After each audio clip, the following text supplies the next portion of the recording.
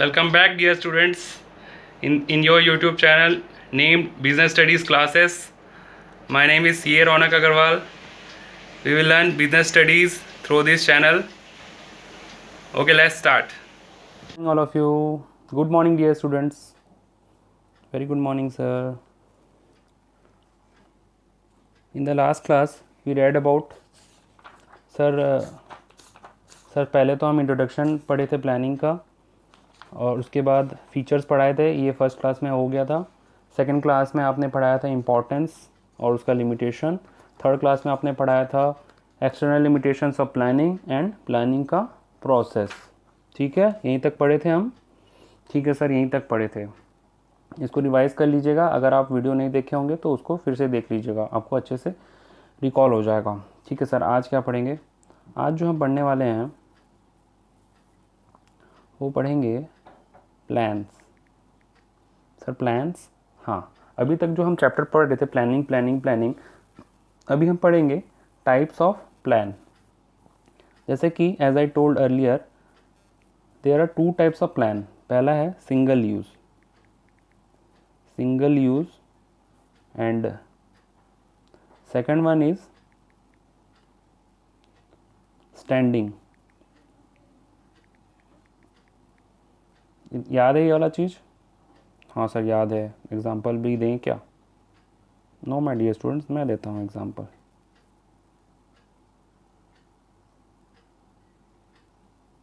ठीक है सर, दो टाइप के प्लान होते हैं। पहला है सिंगल यूज़ प्लान, दूसरा है स्टैंडिंग प्लान। सर एक बार फिर से बताइए। लो, पहला है सिंगल यूज़ प्लान, दूसरा है standing plan. Sir single use plan क्या होता है? Dear students, as the name suggest, single use plan मतलब जो एक बार यूज़ किया जाए। ऑर्गेनाइजेशन में कोई एक पर्टिकुलर सिचुएशन ऐसा है जिसके लिए अचानक से कोई प्लान बना। सपोज़ मान लीजिए कि ऑर्गेनाइजेशन में अचानक से ऑर्गेनाइजेशन कॉट फायर। ठीक है, ऑर्गेनाइजेशन में आग लग गया, तो उसके लिए एक स्पेसिफिक प्लान बनेगा कि अभी तुरंत सबको अनाउंस किया जाता है कि अभी सारे फायर एग्जिट गेट से एग्जिट करेंगे। सर फायर एग्जिट गेट हमने तो नहीं देखा। आप मॉल्स वगैरह में देखे होंगे कि फायर एग्जिट गेट रहता है, रेड कलर से गेट होता है। ठीक है, तो फायर एग्जिट गेट का यूज़ करेंगे बोल करके एक इंस्ट्रक्शन आया। ठीक है, सबके लिए आया, जितने भी ऑर्गेनाइजेशन के एम्प्लॉय थे। अच्छा सर, जैसे कि आग लग गया तो हम नॉर्मल गेट से जाएंगे तो वी मे स्टक, तो इसीलिए हमारे लिए एक नया मतलब सिंगल यूज़ प्लान आया अचानक से कोई पर्टिकुलर सिचुएशन को मीट करने के लिए। उसी को बोलते हैं हम single use plan. Single use plan are one time use plan. ठीक है, these are design to achieve a particular goal that is once achieved will not recur in future में आग लग सकता है, नहीं लग सकता है, वो बात की बात है, लेकिन जो प्लान है वो सिंगल यूज़ प्लान मतलब एक की बार यूज़ होगा। ठीक है, फीचर्स आप देख लेंगे, कोई खास नहीं, यही चीज़ को बताया गया है। ठीक है, और ये प्लान हमेशा यूज़ नहीं होता है। जैसे मान लो आग ओवर हो गया, तो ऐसा तो नहीं है ना कि आप हमेशा वही गेट से आप जाएंगे, फायर एग्जिट वाले गेट से, ऐसा नहीं है ना। ये तो कोई पर्टिकुलर सिचुएशन के लिए प्लान बनाया जाता है, तो वो सिंगल यूज़ प्लान है। ठीक है, अच्छा सा समझ में आ गया। सिंगल यूज़ प्लान मतलब एक ही बार यूज़ किया जाता है और कोई पर्टिकुलर सिचुएशन के लिए होता है, और ये इस प्लान को हटा दिया जाता है, मतलब डिस्कार्ड कर दिया जाता है। ठीक है, जब सिचुएशन ओवर हो जाता है, जैसे कि ऑर्गेनाइजेशन में आग लग गया तो एक सिंगल यूज़ प्लान उनके लिए बनाया गया। क्लियर है? हाँ सर ठीक है, क्लियर है। अब बताइए सर स्टैंडिंग प्लान क्या होता है? स्टैंडिंग प्लान, ठीक है, standing plans are known as repeat use plan, मतलब ये बार बार यूज़ होता है सर। ठीक है, रिकरिंग, तो ये इसको हम बोल सकते हैं रिकरिंग प्लान्स। सर इतना बड़ा क्यों लिख रहा हूँ? एक्चुअली बोर्ड में मुझे प्रैक्टिस नहीं है इसलिए लिख रहा हूँ। तो these are called recurring plans, जो कि बार बार हम यूज़ कर सकते हैं। रिकरिंग प्लान मतलब जैसे कि एक पर्टिकुलर ऑर्गेनाइजेशन में, जैसे स्कूल का एग्ज़ाम्पल ले लिया जाए। ठीक है, स्कूल का एग्ज़ाम्पल ले लिया जाए और स्कूल में बोला गया जितने भी टीचर्स हैं वो गेट नंबर 1 से एंट्री करेंगे, ठीक है, और जितने भी स्टूडेंट्स हैं वो गेट नंबर 2 से एंट्री करेंगे, ठीक है। तो ये हो जाएगा स्टैंडिंग प्लान, उनको मतलब स्टैंडिंग इंस्ट्रक्शन दिया गया है, इन दोनों के बीच में दीवार है, ठीक है। तो जो टीचर्स हैं वो यहाँ से एंट्री करेंगे और जो स्टूडेंट्स हैं वो इस गेट से एंट्री करेंगे।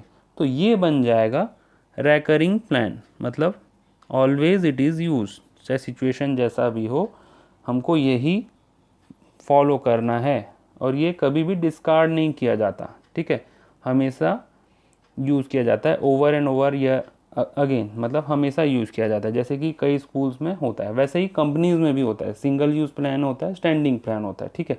सिंगल यूज़ प्लान मतलब जो एक बार यूज़ होगा और स्टैंडिंग प्लान मतलब जो बार बार यूज़ होगा। इसमें कोई डिफ़िकल्टी मेरे ख्याल से नहीं होना चाहिए, ठीक है। ओके सर, हम समझ गए। अब इसके बाद एक टॉपिक आता है जो कि there are again 8 bifurcations of this plans. मतलब सर क्या बोले, इंग्लिश में समझ में नहीं आया, मुझे पूरा उम्मीद था कि आपको समझ में नहीं आएगा। सर ये जो दो प्लान मैंने बताया, पहला सिंगल यूज़ प्लान, ये सिंगल यूज़, और दूसरा स्टैंडिंग, इसका अगेन 8 बाइफर्केशंस है। कितना सर? 8, ठीक है सर। 8 बाइफर्केशन, हाँ 8 बाइफर्केशन मतलब इसको 8 भागों में डिवाइड किया गया है। अच्छा सर, अब समझ में आया कि इसको अगेन 8 पार्ट्स में डिवाइड किया गया है। सर क्या क्या? वही तो मैं बताऊंगा, पढ़ेंगे, वेट। लेकिन उससे पहले इन दोनों का एक छोटा सा डिफरेंस आपके बुक में दिया है, सिंगल यूज़ प्लान और स्टैंडिंग प्लान। मेरे ख्याल से जस्ट एक बार मैं रीड कर दूं तो आप देख पाएंगे। हाँ सर, एक बार रीड कर दीजिए। Sir single use plan is used only once, कोई नई बात है? नहीं sir. Standing plans are used again and again, हाँ sir. Single use plan is develop for one time event, ठीक है, कोई एक ऐसा वन टाइम इवेंट होता है उसके लिए सिंगल यूज़ प्लान होता है। स्टैंडिंग प्लान कौन सा होता है? Standing plan is made for activity that occur regularly over a period of time, normal सा बात है। और सिंगल यूज़ प्लान को डिस्कार्ड कर दिया जाता है, मतलब एक ही बार यूज़ किया जाता है, उसके बाद उसको यूज़ नहीं किया जाता है। स्टैंडिंग प्लान क्या होता है? It is usually develop once but used over and over again with necessary modification. मतलब स्टैंडिंग प्लान को ओवर एंड ओवर अगेन तो यूज़ किया जाता है, बट उसको कुछ मॉडिफाई भी कर सकते हैं, हम कुछ चेंज भी कर सकते हैं। मतलब स्टैंडिंग प्लान को अगेन तो यूज़ करते हैं, बट कई बार अगर ज़रूरत पड़े तो मॉडिफाई भी कर सकते हैं, ठीक है सर। अब हम 8 टाइप्स के प्लान्स को हम पढ़ेंगे, ठीक है सर। बता दीजिए क्या क्या 8 टाइप्स के प्लान होते हैं। पहला है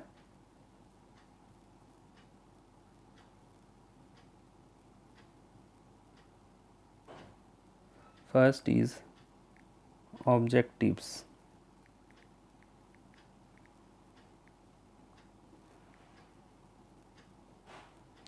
दूसरा है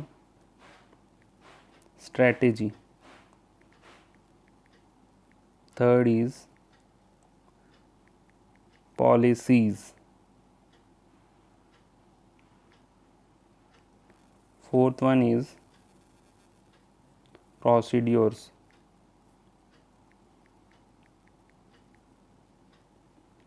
fifth one is methods. Sir ये कहाँ से लिख रहे हैं? All these are given in your book, आप कोई भी बुक देख लीजिए, चैप्टर 4 प्लानिंग में ये सारे चीज़ दिए हुए हैं। आप रेफरेंस के तौर पे पूनम गांधी का बुक देख सकते हैं, ठीक है sir. Sixth is rules, seven one is programmes,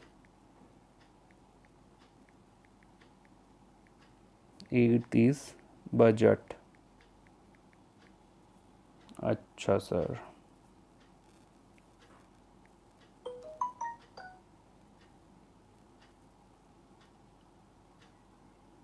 अच्छा सर, ये क्या है sir?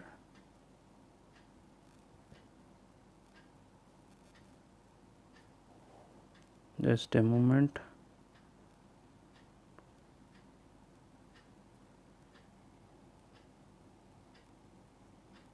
Oh, so sorry for this.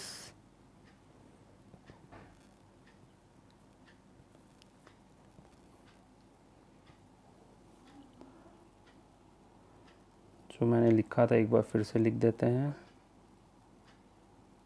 First one is objective.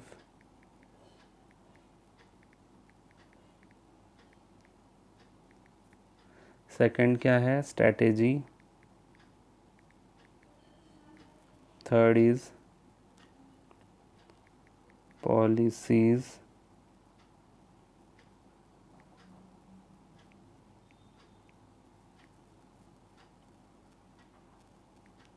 Fourth is procedure. Fifth one is methods. Sixth is rules. Seventh is programs. And eighth one is budgets. हाँ sir, समझ में आ गया.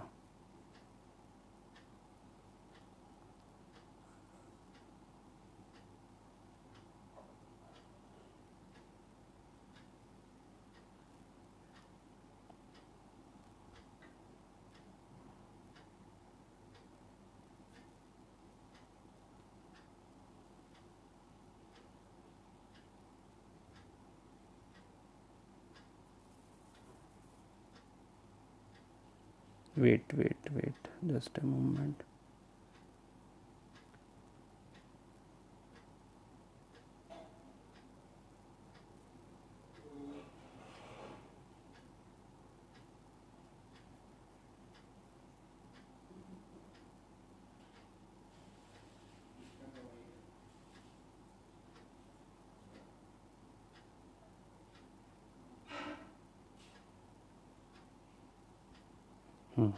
ठीक है, तो पहला है ऑब्जेक्टिव्स. ठीक है सर, ये क्या है? सर ये प्लान्स हैं.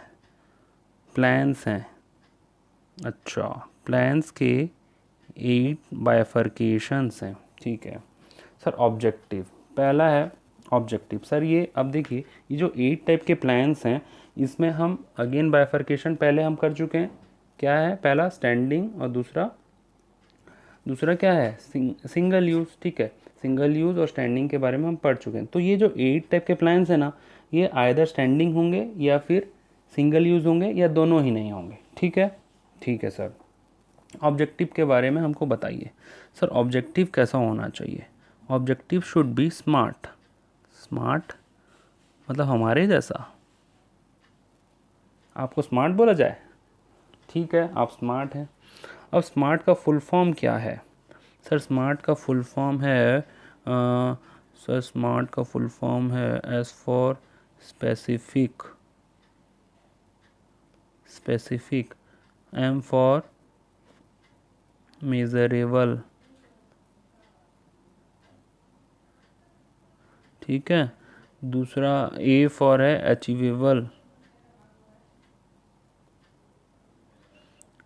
आर से रेलिवेंट.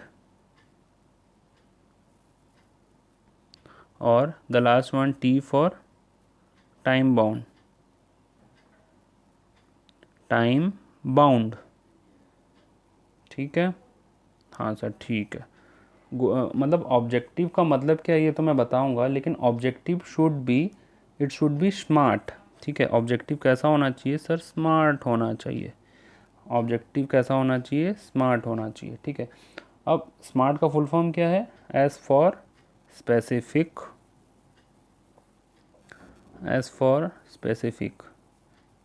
होना चाहिए. एम फॉर मेजरेबल मतलब मेज़र कर पाना चाहिए. A for achievable. R for relevant. T for time bound. ठीक है.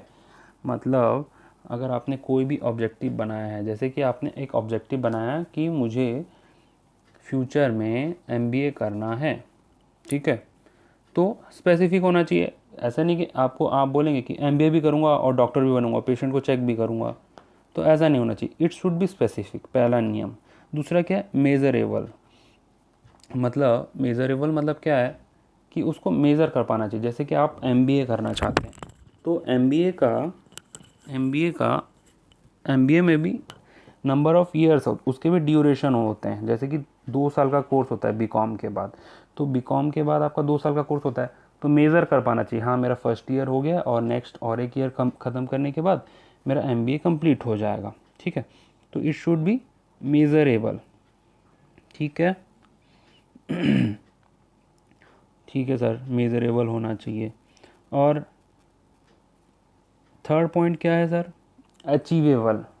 अचीवेबल मतलब ऐसा कुछ ऑब्जेक्टिव हो जो कि अचीव कर पाएँ आप।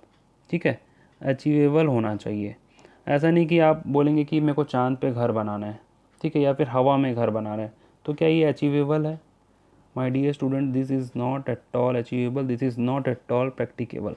ठीक है, तो your objective should be achievable. ठीक है, रेलिवेंट मतलब कई बार इसको रियलिस्टिक भी बोलते हैं। ठीक है, तो रेलिवेंट मतलब कुछ सही ढंग का हो, ऐसा नहीं कि मेरा ऑब्जेक्टिव है उसको मार देना जान से, तो इट शुड बी रेलिवेंट। ऐसा नहीं कि कोई फालतू सा बकवास सा कोई ऑब्जेक्टिव तुमने तैयार करके रखा है तो उसको हम नहीं मान सकते रेलिवेंट।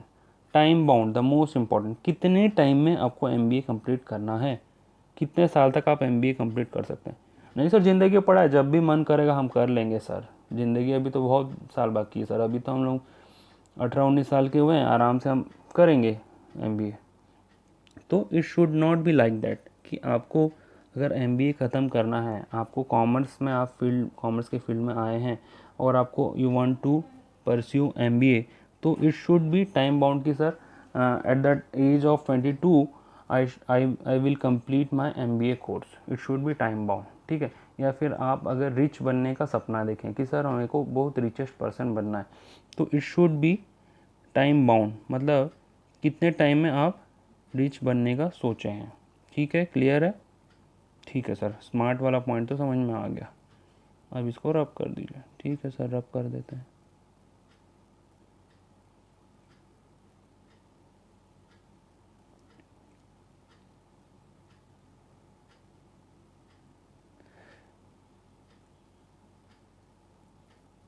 ओके सर, ठीक है। तो ऑब्जेक्टिव कैसा होना चाहिए, एक ऑब्जेक्टिव कैसा होना चाहिए ये हमने पढ़ा स्मार्ट से। ठीक है, लेकिन फीचर्स क्या है, ऑब्जेक्टिव जो होता है ना, ये कॉम्प्रिहेंसिव लॉन्ग टर्म प्लान होता है। ठीक है, ये क्या होता है, कॉम्प्रिहेंसिव लॉन्ग टर्म प्लान, मतलब लॉन्ग टर्म होता है। जैसे ऑर्गेनाइजेशन ने एक ऑब्जेक्टिव बनाया कि मेरे को मार्केट लीडर बनना है। सर मार्केट लीडर मतलब क्या, मार्केट में उसी का प्रोडक्ट ज़्यादा बिकना, उसको बोलते हैं मार्केट लीडर। तो ऑर्गेनाइजेशन का एक ऑब्जेक्टिव है कि उसको मार्केट लीडर बनना है, तो उसका मार्केट लीडर तो बनना है, तो वो स्मार्ट तो होना है कि जो स्मार्ट का मैं फुल फॉर्म बताया। और ये क्या काम आता है, इसका फीचर्स क्या होता है, ये ऑर्गेनाइजेशन को बताता है कि तुमको क्या करना है। ठीक है, क्या चीज़ में हेल्प करता है, ये ऑर्गेनाइजेशन को बताता है कि तुमको करना क्या है। तुमको मार्केट लीडर अगर बनना है, ऑर्गेनाइजेशन को अगर मार्केट लीडर बनना है, तो ये तुमको बताएगा कि what is to be done, तुमको करना क्या पड़ेगा। और ये आता कैसे है, मतलब ऑब्जेक्टिव कैसे आप डिसाइड करते हैं, आप प्लान करते हैं। पहले तो आपने सोचा होगा ना कि आप पहले तो प्लान किए होगे कि मेरे को मार्केट लीडर बनना है, तो मार्केट लीडर बनने के लिए आपने कुछ तो प्लान किया होगा ना, कि ऐसे ही एम ही बोल दिए होंगे। तो ठीक है, it is the end result of planning. ठीक है, और एक बार जो आपने ऑब्जेक्टिव्स बना लिया, मतलब एक बार जो आपने कमिटमेंट कर ली, तो फिर आप अपने आप की भी मत सुनना। सर ये क्या बोल रहे हैं, इसका मतलब ये है कि अगर आपने एक बार ऑब्जेक्टिव डिसाइड कर लिया, तो उसके उसके अकॉर्डिंग अपने पॉलिसीज़ वगैरह बनाना। सर पॉलिसी मतलब क्या होता है, सर आगे पढ़ेंगे 3rd नंबर पॉइंट में। क्लियर है? ठीक है सर, क्लियर है। ऑब्जेक्टिव मतलब कॉम्प्रिहेंसिव प्लान होता है। क्लियर हो गया? हाँ सर क्लियर है, रब कर दीजिए।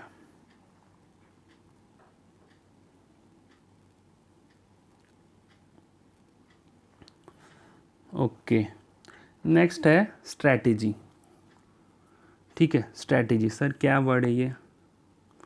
देखो स्ट्रैटेजी जो है ना, ये फ्यूचर प्लान है, मतलब ओवरऑल ऑब्जेक्टिव है। ऑब्जेक्टिव का जैसे ऑब्जेक्टिव होता है 5 साल या 10 साल का, ठीक है, और स्ट्रेटेजी जो होता है ना वो ओवरऑल ऑब्जेक्टिव मतलब ब्रॉड ऑब्जेक्टिव है, मतलब एक स्ट्रेटेजी के अंदर में ऑब्जेक्टिव आएगा। सर समझ में नहीं आया, मैं बताता हूँ।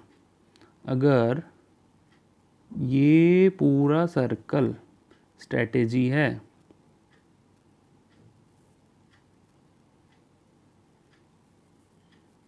अगर ये पूरा सर्कल स्ट्रेटेजी है तो ऑब्जेक्टिव क्या होगा, इसके अंदर में छोटे छोटे ऑब्जेक्टिव होंगे। ऑब्जेक्टिव 1, 2, 3, ठीक है। तो ये छोटे छोटे ऑब्जेक्टिव को मिला करके स्ट्रेटेजी होता है, और स्ट्रेटेजी जो होता है वो लॉन्ग टर्म पर्पज़ के लिए होता है। मतलब जब तक ऑर्गेनाइजेशन रहेगा, ऑर्गेनाइजेशन का स्ट्रेटेजी वैसा रहेगा। मतलब ऑर्गेनाइजेशन को, मतलब अगर ऑर्गेनाइजेशन का एक स्ट्रेटेजी है, मतलब एक तो बड़ा गोल है कि मतलब मार्केट में उसका एकदम बहुत अच्छा रेपुटेशन होना चाहिए, ठीक है, तो वो उसका लॉन्ग टर्म ऑब्जेक्टिव हो गया, ठीक है। और वो लॉन्ग टर्म ऑब्जेक्टिव के लिए, जैसे अगर उसका ऑब्जेक्टिव लॉन्ग टर्म ऑब्जेक्टिव हो गया कि मार्केट रेपो उसका स्ट्रेटेजी हो गया, ठीक है, मार्केट में उसका रेपुटेशन चाहिए, तो उसके लिए उसके छोटे छोटे ऑब्जेक्टिव्स होंगे, ठीक है। छोटे छोटे ऑब्जेक्टिव्स लाइक मार्केट रेपुटेशन के लिए वो क्या करेगा, अच्छे प्रोडक्ट बनाएगा, प्रोडक्ट का प्राइस कम रखेगा, प्रोडक्ट खाने मतलब अगर जो उसके प्रोडक्ट होंगे वो कस्टमर फ्रेंडली होंगे, कस्टमर को नुकसान नहीं पहुंचाएंगे, ठीक है। तो can you able to distinguish between objectives and strategy? ठीक है सर, समझ में आ गया, मिटा दीजिए। ओके, मैं रब कर देता हूँ इसको। बोर्ड पे देखिए लिमिटेड स्पेस है, मैं हर चीज़ में यहाँ लिखा हुआ नहीं छोड़ सकता, मुझे I have to rub this. और आपको सिर्फ सुनना है क्लास में, अगर आपको सारा कंटेंट आपके बुक में मिल जाएगा, ठीक है सर, सुनना है। अगर आपको कोई चीज़ में डाउट है तो आप पॉज करके वीडियो आप वो चीज़ लिख सकते हैं और कमेंट बॉक्स में मुझसे पूछ सकते हैं, मेरे पर्सनल नंबर में मुझसे पूछ सकते हैं। ओके सर, स्ट्रेटेजी मतलब समझ में आ गया। अब फीचर्स ऑफ स्ट्रेटेजी क्या है? It is a blueprint of business, it provides outlines of business, strategy is influenced by business environment, ये सारा वगैरह वगैरह सब कुछ लिखा हुआ है।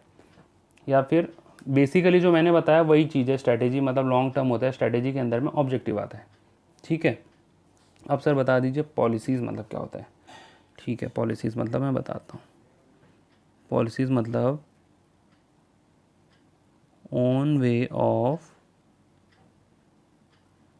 हैंडलिंग प्रॉब्लम या फिर own way of dealing problem,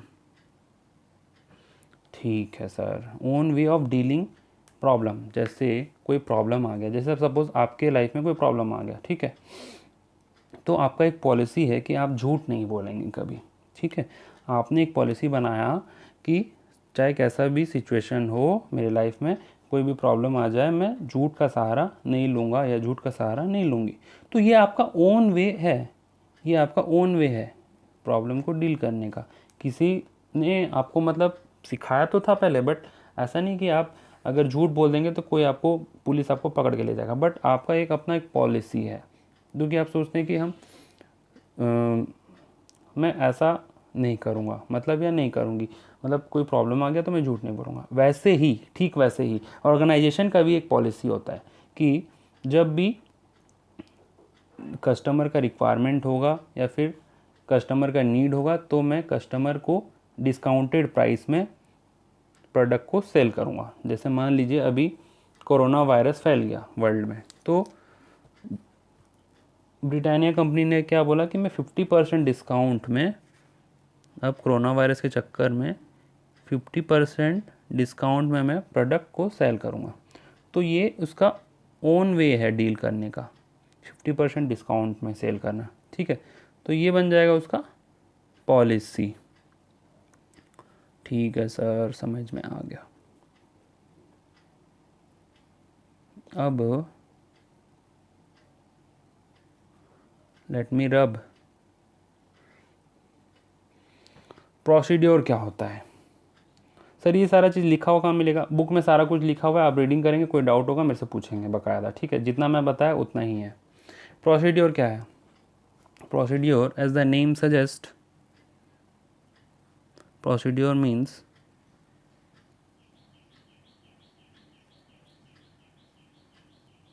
sequence of steps. एक चीज़ का प्रोसीड्योर आपको ज़रूर आता होगा, सर क्या? मैगी बनाना। Yes sir, Maggi 2 minutes noodle. हाँ, तो उसका स्टेप्स क्या है? मतलब जैसे कि आपने पैन को गैस में चढ़ाया, उसमें थोड़ा वाटर डाला, उसके बाद मैगी उसमें तोड़ करके डाला, उसके बाद मसाला डाला, उसको फिर थोड़ी देर तक चलाया, उसके बाद आपका मैगी रेडी हो जाएगा। So it is a sequence of step. ऐसा तो नहीं होता ना कि पहले आप खाली गैस में आप डायरेक्ट आप पहले मैगी का पाउच डाल देते हैं तो मैगी बन जाता है, ऐसा तो नहीं है।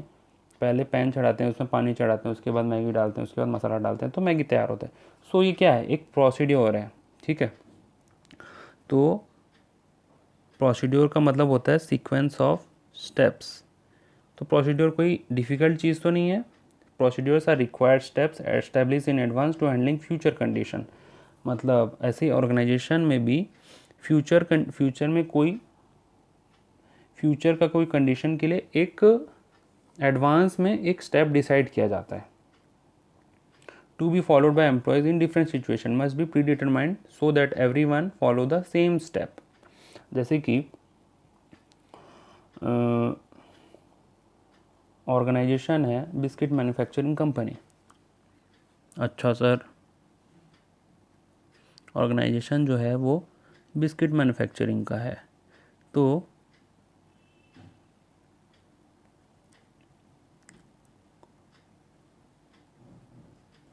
ऑर्गेनाइजेशन जो है बिस्किट मैन्युफैक्चरिंग का है,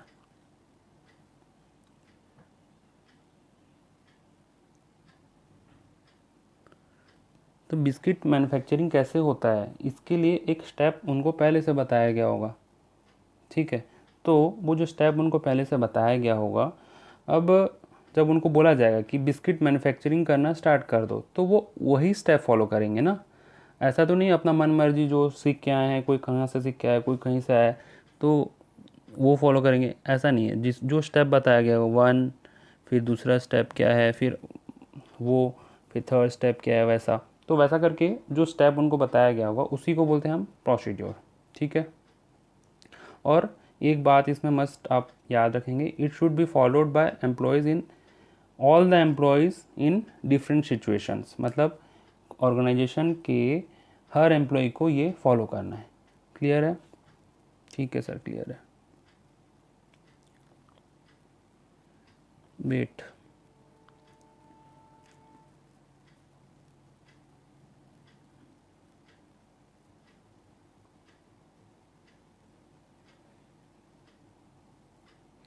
ठीक है सर, प्रोसीड्योर मतलब समझ में आ गया। एक बार मेरे को बता दो कि ये सब हम पढ़ क्या रहे हैं। प्लान्स कितने टाइप के होते हैं? 8 टाइप के। इसका अगेन बाइफर्केशन क्या है? सिंगल यूज़ या स्टैंडिंग प्लान। अब मुझे बताओ प्रोसीड्योर जो है वो स्टैंडिंग प्लान होगा या सिंगल यूज़ होगा? प्रोसीड्योर सिंगल यूज़ होगा या स्टैंडिंग होगा? सर स्टैंडिंग होगा ना, क्योंकि हर बार वही प्लान हमको फॉलो करना है, राइट। प्रोसीड्योर जो है वो स्टैंडिंग प्लान होगा, हर बार उसी अगेन एंड अगेन फॉलो करना है। Policies again and again follow करना है तो वो स्टैंडिंग होगा।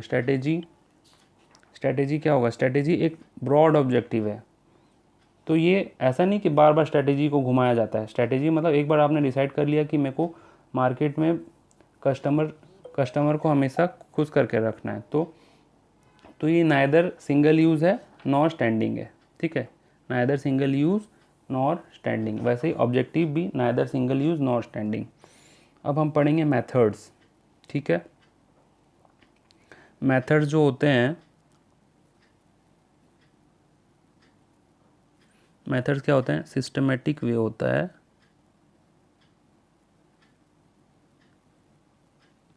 Systematic way of doing repetitive jobs.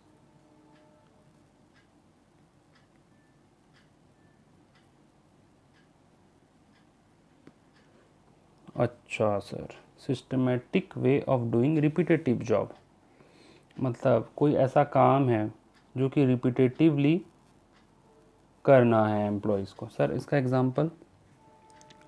Example start machine. जैसे ऑर्गेनाइजेशन में एम्प्लॉयज़ आने के बाद they need to start machine, ठीक है। तो मशीन चलाने का भी एक स्टेप होता है सर, यस, मशीन चलाने का भी स्टेप होता है। जैसे मशीन को जब एम्प्लॉयज़ पिछले दिन जब गए, वो लोग को सही तरीके से सही कंडीशन में नहीं रखे जाते, पहले उसको प्रॉपर मेंटेन किया जाता है, ऑयल वगैरह डाला जाता है। तो उसको स्टार्ट करने से पहले they need to follow certain steps, ठीक है। तो ये एक सिस्टमेटिक वे है ऑफ डूइंग रिपीटेटिव जॉब, क्योंकि जैसे मान लीजिए ऑर्गेनाइजेशन में रोज़ एम्प्लॉय आते हैं काम कर रहे हैं, अब जैसे अब उनको मशीन स्टार्ट करना है, तो अगर उनको बता दिया जाए पहले मशीन को मेंटेन करिए, उनको ऑयल ग्रीस वगैरह लगाइए, फिर पावर ऑन कीजिए, पावर ऑन होने के बाद एक बार ट्रायल रन कीजिए, मतलब ट्रायल में एक आप कुछ प्रोडक्ट डालिए, अगर वो सही से बन के निकलता है तो उसके बाद आप प्रोडक्ट डालिए तो वो सही से बन के निकलेगा। तो ये हो गया मेथड। और ये क्या होता है, इट शुड बी सिस्टमेटिक, ये सिस्टमेटिक होना चाहिए ऑफ डूइंग रिपीटेटिव जॉब, जो कि रिपीटेटिव है, क्योंकि एम्प्लॉयज़ का डेली ऑर्गेनाइजेशन में आना रिपीटेटिव काम है। क्लियर है? यस सर, क्लियर है।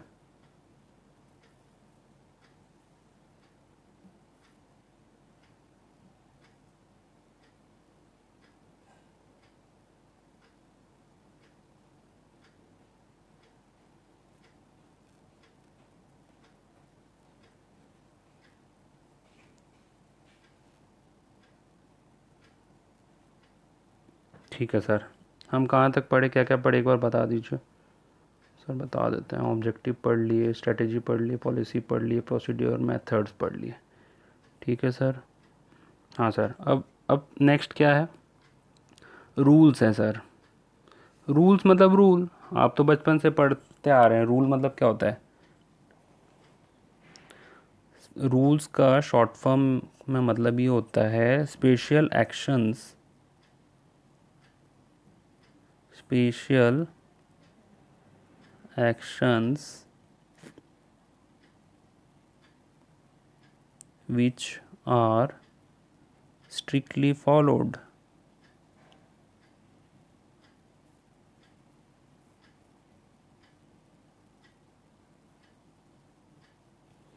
special actions, special actions which are strictly followed, ठीक है। मतलब जैसे कि आपके स्कूल में एक रूल होगा कि by 5th of every month आपको फीस भरना है लास्ट मंथ का, ठीक है। तो वो एक रूल है, ठीक है।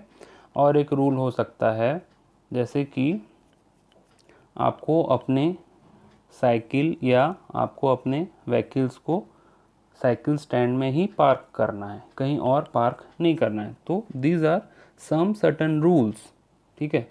और जैसे स्कूल कैंपस में या फिर आपको अपने फ्रेंड से फाइट नहीं करना है, तो these are certain set of special actions which are strictly followed, जिसको कि अगर आप स्ट्रिक्टली फॉलो नहीं करेंगे तो आपके ऊपर कोई एक्शन लिया जा सकता है ऑर्गेनाइजेशन से। तो वैसे ही बिजनेस ऑर्गेनाइजेशन में भी there are certain special actions which are to be strictly followed by employees. मतलब एम्प्लॉयज़ के लिए अगर स्ट्रिक्टली कोई एक्शंस ऐसा हो सकता है, जैसे कि मान लीजिए मशीन को चालू करके छोड़ करके नहीं जाना है, अगर आप मशीन के सामने हैं तो ही आप मशीन को चालू कीजिए, ठीक है। तो ये बन जाएगा आपका स्पेशल एक्शंस, ये क्या बनेगा आपका special actions which are strictly followed. अगर फॉलो नहीं करेंगे तो क्या होगा सर, डंडे पड़ेंगे और क्या होगा। क्लियर है? हाँ सर, क्लियर है। ओके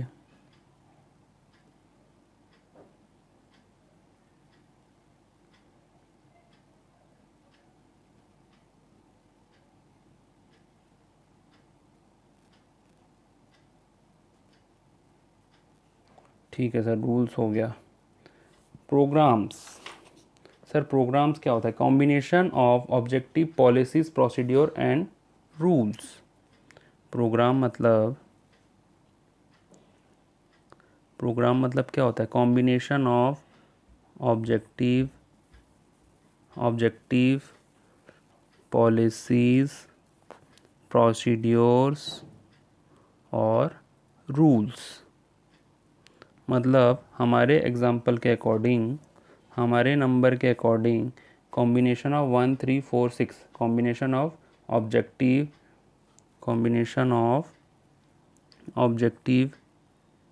पॉलिसीज, प्रोसीड्योर और रूल्स। ऑब्जेक्टिव्स, पॉलिसीज, प्रोसीड्योर और रूल्स। ठीक है, तो 1 3 4 6 का कॉम्बिनेशन जो कि कहीं पे भी हम लगा सकते हैं। ठीक है, अब जैसे कंपनी का ऑब्जेक्टिव है कि उसको बहुत अच्छा प्रोडक्ट बनाना है ताकि कस्टमर सेटिस्फाइड रहे। ठीक है, तो वो उस ऑब्जेक्टिव के लिए क्या पॉलिसी बनाएगा कि प्रोडक्ट में बिल्कुल भी मिलावट ना हो। ठीक है, तो पॉलिसी हो गया, और उसके लिए मिलावट ना हो तो उसके लिए एक प्रोसीड्योर फॉलो करेगा ताकि उसमें कोई मिलावट नहीं होगा। और अगर कोई मिलावट करता है, कोई भी एम्प्लॉय उसमें कुछ मिलावट करता है, तो उसके ऊपर स्पेशल एक्शन लिया जाएगा बोल करके रूल बनाएगा। तो ये बना ना 1 3 4 6 का कॉम्बिनेशन बना, जिसको बोलते हैं प्रोग्राम, और ये सिंगल यूज़ होता है। क्लियर है? ओके सर, क्लियर है। देखो इसमें बहुत ज़्यादा कुछ रिपीट करने का नहीं है मेरा, ऐसे बहुत ज़्यादा कुछ समझाने वाला है नहीं, बट जितना मैं समझा रहा हूँ उतना आप समझिए, और बाकी कोई डाउट होता है यू कैन आस्क। ठीक है, the last one is budget. Budget तो नाम से पता चलता है कि आपने बचपन से बजट ही तो बनाया सर। हर चीज़ का बजट आप लोगों को बनाना आता है सर। मोबाइल खरीदना है उसके लिए बजट, फ्रेंड का पार्टी करना है उसके लिए बजट, ठीक है, घूमने जाना है उसके लिए बजट, हर चीज़ का बजट होता है। Budget is a statement of expected result expressed in numerical terms. ठीक है, तो ये क्या होता है? Statement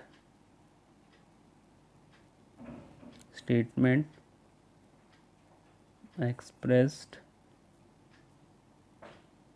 in numerical terms. Statement expressed in numerical terms. तो सर एक स्टेटमेंट होता है जो कि एक्सप्रेस्ड होता है न्यूमेरिकल टर्म्स में, मतलब जो नंबर होना चाहिए। सर एग्जांपल दीजिए, कुछ समझ में नहीं आया। ओके,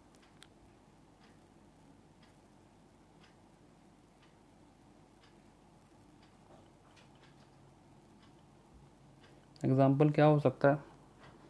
अब जैसे मान लीजिए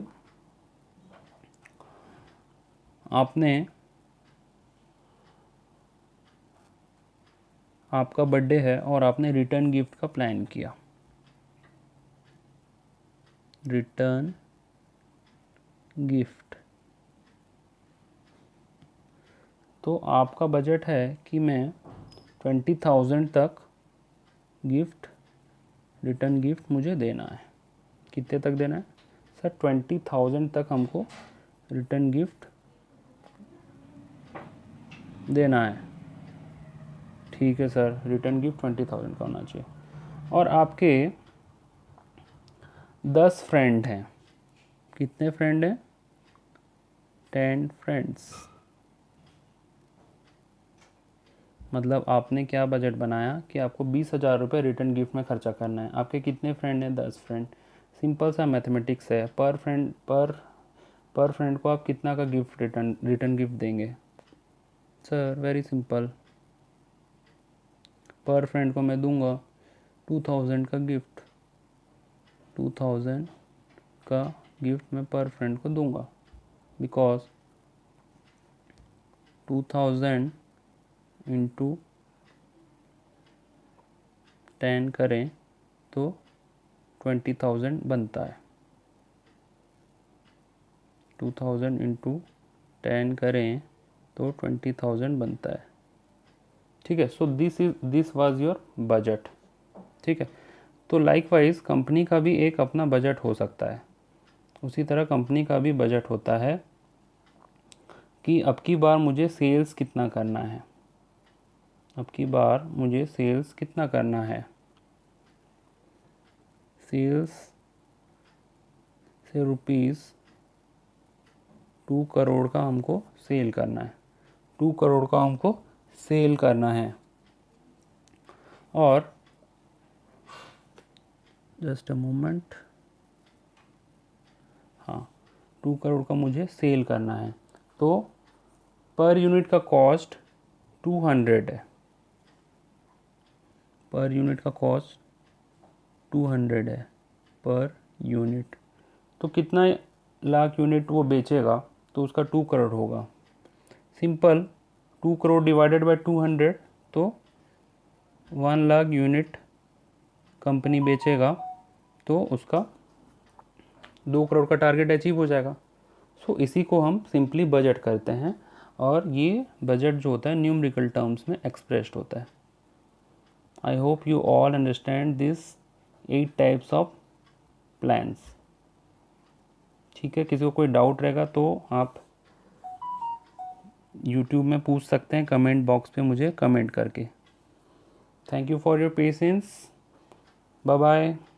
आई hope you all enjoyed the last video. Video अच्छा लगा होगा तो लाइक ज़रूर कीजिए और चैनल को सब्सक्राइब कीजिए ताकि आपको जो भी आने वाला वीडियो सबसे पहले मिले, और आपके फ्रेंड्स को आप ये वीडियो को शेयर कीजिए ताकि उनको भी इस वीडियो का फ़ायदा मिले। That's all, thank you, bye bye.